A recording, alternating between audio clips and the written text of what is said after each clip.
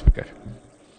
তারকা চিহ্নিত প্রশ্ন 2270 মোহাম্মদ কামরুল হাসান, ময়মনসিংহ 6। সালাম আলাইকুম। মাননীয় স্পিকার, আপনাকে ধন্যবাদ।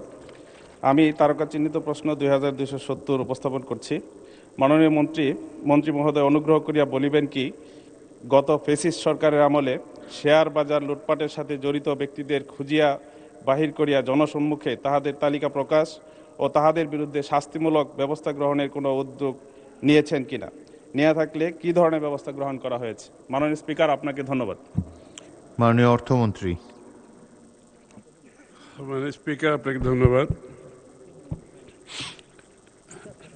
ইতিমধ্যে গত ফ্যাসিস্ট সরকারের আমলে শেয়ার বাজার লুটপাটের সাথে জড়িত কিছু ব্যক্তি ও প্রতিষ্ঠানের বিরুদ্ধে শাস্তিমূলক ব্যবস্থা গৃহীত হয়েছে, তা কমিশনের ওয়েবসাইটে প্রকাশ করা হয়েছে এবং আরও কিছু ব্যক্তি ও প্রতিষ্ঠানের বিরুদ্ধে শাস্তিমূলক ব্যবস্থা গ্রহণ প্রক্রিয়াধীন রয়েছে।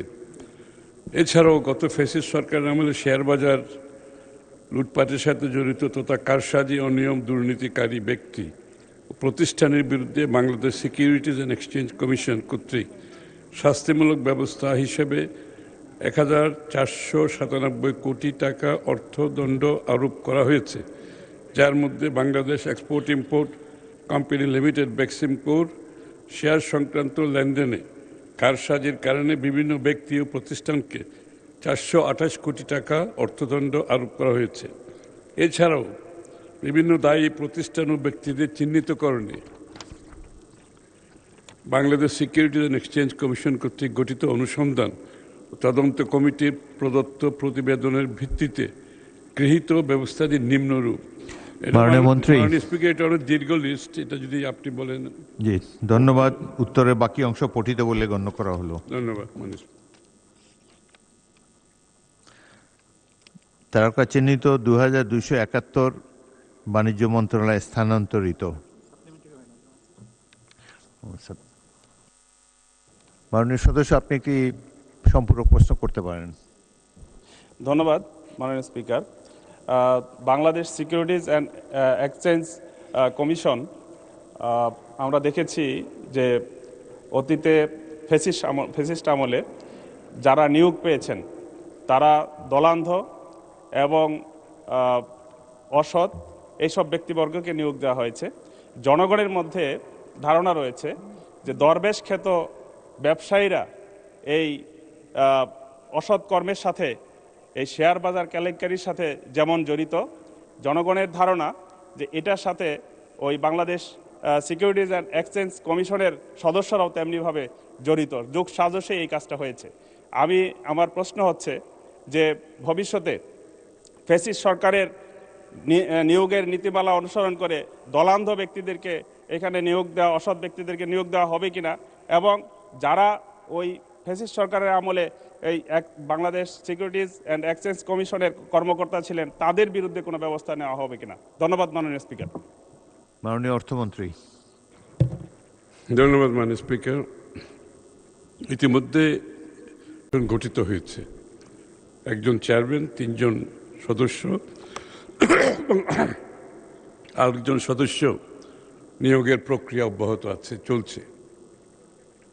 সকলেই এদের কেউ রাজনৈতিকভাবে নিয়োগ দেওয়া হয়নি, কাউকে দেওয়া হয়নি, এবং আমি ব্যক্তিগতভাবে অর্থমন্ত্রী হিসাবে আমি এদের কাউকে চিনিও না। নিয়োগ প্রক্রিয়া এত স্বচ্ছ ছিল যে এদের সবাইকে আমি ভালো করে চিনিও না, কিন্তু সবাই প্রফেশনাল, সবাই শেয়ার বাজার, ইন্টারন্যাশনাল ক্যাপিটাল মার্কেটের সাথে সংযুক্ত ছিল, তাদের এক্সপোজার ভালো, তাদের সততা নিয়ে কোনো প্রশ্ন আমাদের মধ্যে নাই, জানা নেই। এবং আপনি লক্ষ্য করেছেন মাননীয় সংসদ সদস্য, ইতিমধ্যে শেয়ার বাজার কিন্তু ঊর্ধ্বমুখী গতির দিকে চলছে এবং বহু পয়েন্ট গেইন করেছে। এটা বাংলাদেশের গত 5 বছরে যতটুকু গেইন করে নাই, এই গত 2 মাসের মধ্যে এই নতুন আপনার কমিশন নিয়োগের পরে এর ঊর্ধ্বগতি আমরা দেখতে পাচ্ছি। এবং শেয়ার বাজারে সত্যতা আসার কারণে, শেয়ার বাজারের উপর মানুষের আস্থা ফিরে আসার কারণে এটা হয়েছে, এবং আমরা আশা করছি যে আমরা বড় ধরনের পরিবর্তন ক্যাপিটাল মার্কেটে এনেছি এবং আনতে যাচ্ছি। বাংলাদেশে শুধু দেশের বিনিয়োগকারীদের আস্থা ফিরে আসে নাই, লিস্টেড কোম্পানিদের আস্থা ফিরে আসছে এবং বাইরের ফান্ড ম্যানেজার যারা আছে তাদেরও আস্থা ফিরে আসছে। ইতিমধ্যে বিশ্বের বিভিন্ন Hong Kong, new York, London stock market থেকে ফান্ড ম্যানেজাররা বাংলাদেশে আসতে শুরু করেছে এবং অংশগ্রহণের ইন্টারেস্ট দেখাতে আরম্ভ করেছে। আমরা বিশ্বাস করি আগামী দিনে বাংলাদেশের ক্যাপিটাল মার্কেট একটি গ্লোবাল যেভাবে পরিচ্ছন্নভাবে পরিচালিত একটি শেয়ার বাজার হয়, ট্রাস্টের মাধ্যমে, আস্থার মাধ্যমে, সেটা ইনশাআল্লাহ আমরা করতে যাচ্ছি এবং ইতিমধ্যে তার সফলতা আমরা দেখতে পাচ্ছি। শেয়ার বাজারে বিনিয়োগকারীদের যে আস্থা ফিরে আসছে এবং শেয়ারের ঊর্ধ্বগতি দেখে সেটা বোঝা যাচ্ছে। আপনাকে ধন্যবাদ মাননীয় স্পিকার।